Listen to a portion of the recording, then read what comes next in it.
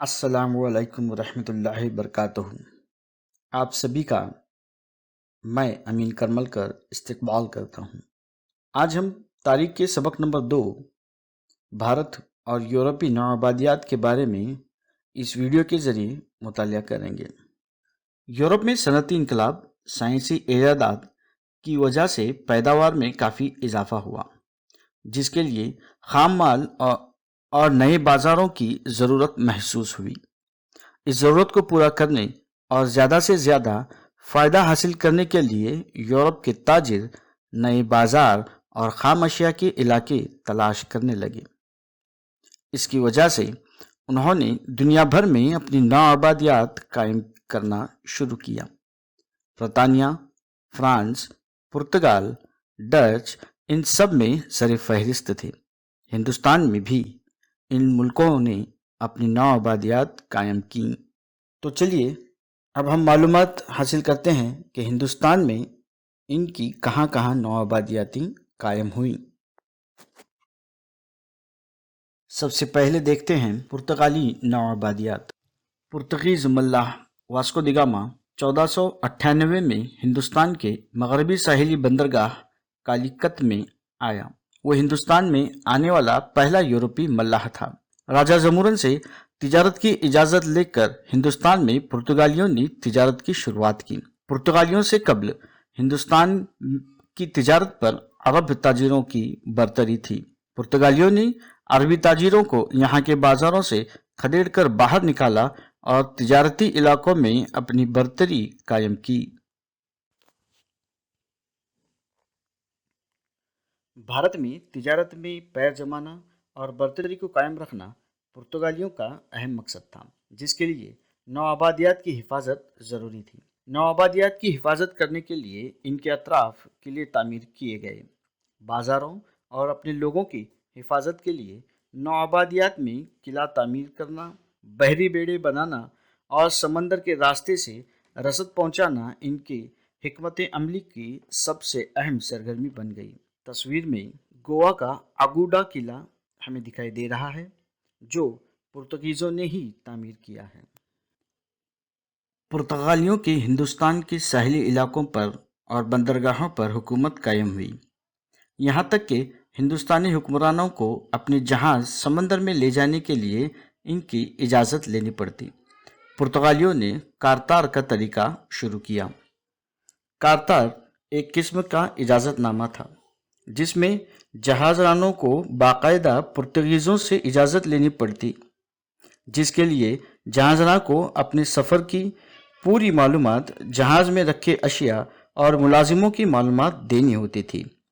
کوئی بھی بھارتی مقامی بادشاہ کارتار کے بغیر سمندری سفر نہیں کر سکتا تھا، یہاں تک کہ اس وقت کے ہندوستان کی بڑی اور مضبوط مانی جانے والی سلطنتیں مغل شاہی، قطب شاہی، عادل شاہی کو بھی کارتار پر عمل کرنا لازمی تھا۔ نوآبادیات 1608 تک مغربی ساحلی علاقے بندرگاہ جیسے دیو دمن، چول، گوا، ہونار، گنگولی، بسارور، منگلور، کنور، کوچی، کونڈاگولر، کویلم وغیرہ علاقوں پر پرتگالی نوآبادیات قائم ہوئی۔ مشرقی ساحل پر ناگاپٹنم، میلاپور، بنگال میں ہگلی پرتگال کی نوآبادیاتی تھیں۔ پرتگالیوں نے گوا کو اپنا صدر مقام بنایا۔ نقشے میں جو ہلکا ہرے رنگ سے حصہ دکھائی دے رہا ہے وہ ہندوستان میں پرتگالیوں کی نوآبادیات ہیں، جس کا دار سلطنت گوا ہوا کرتا تھا۔ انتظامیت اور حکمت عملی کیپ آف گڈ ہوپ سے لے کر مشرقی چین تک جو نوآبادیات پرتگالیوں نے قائم کی، اسے اسٹوڈا انڈیا یعنی ہندوستان میں پرتگالی سامراجیت کا نام دیا، جس کی باگڈور پرتگال کے بادشاہ کے ذریعے انتخاب کیے گئے افسر وزیری کیپیشوا جنرل یعنی وائسرائے کے ہاتھوں میں تھی۔ وائسرائے شاہی رکن اور سپہ سالار کی حیثیت رکھتا تھا۔ اس کا انتخاب 3 سال کی میعاد تک تھا۔ وائسرائے کی مدد کے لیے ایک ریاستی منڈل ہوا کرتا تھا، جس کے ارس بیشو یعنی عیسائی مذہب کے پادری चांसलर यानी जज, वेंडोर ड्राफ्ट ट्रेंड यानी मिल्कियत का अफसर, गोवा के जहाज का कप्तान और चंद पुर्तगाली बाशिंदे मेंबर हुआ करते थे। वायसराय इस मंडल का सदर था। पुर्तगाल ने अपनी नौआबादियात में ईसाई मज़हब की इशाअत की। किसी दूसरे मज़हब के मजहबी मरकज़ बनाने और इनके इशाअत की इजाज़त इन नौआबादियात में नहीं थी। मुकामी ज़बानों पर पाबंदी आयद की। जो लोग ईसाई मज़हब को अपनाते थे इन्हें इनाम व इकराम से नवाज दिया जाता था, यहाँ तक कि इनको सरकारी नौकरी और घर भी दिया जाता। गोवा बंदरगाह को खुली तिजारत का मरकज़ बनाया गया, जहाँ अशिया की ख़रीद व फ़रोख्त बड़ी आसान थी। एशिया के कई इलाकों से लोग यहाँ तिजारत के लिए आया करते थे। तो ये हिंदुस्तान में पुर्तगालियों की नौआबादियात की मालूमात है। आइए अब बात करते हैं हिंदुस्तान में बरतानवी नौआबादियात की। दिसंबर सन 1600 को ईस्ट इंडिया कंपनी बरतानिया में कायम की गई। बरतानिया की मलिका एलिज़ाबेथ ने कंपनी को मशरक़ी ममालिक में तिजारत की इजाज़त दी।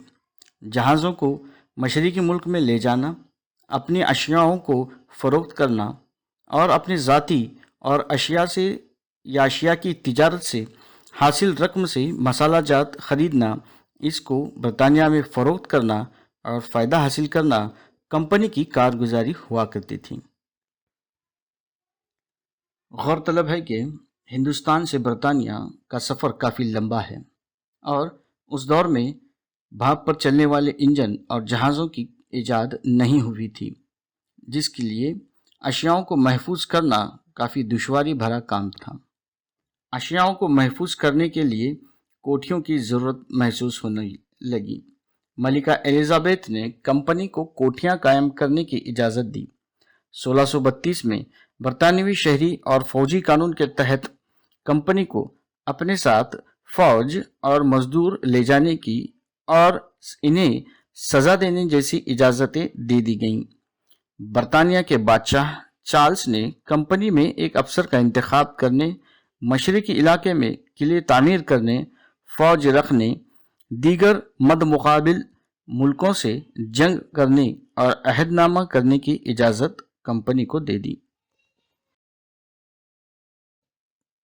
भारत में बरतानवी नौआबादियात 17वीं सदी के आखिर तक कंपनी अपनी सरगर्मियां मद्रास और सूरत से चलाया करती थी।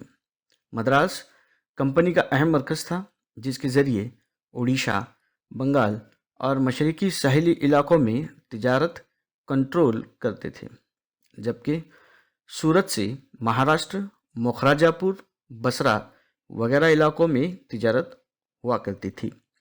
इन सभी इलाकों में बरतानिया ने अपनी फैक्ट्रियां आबाद की थीं।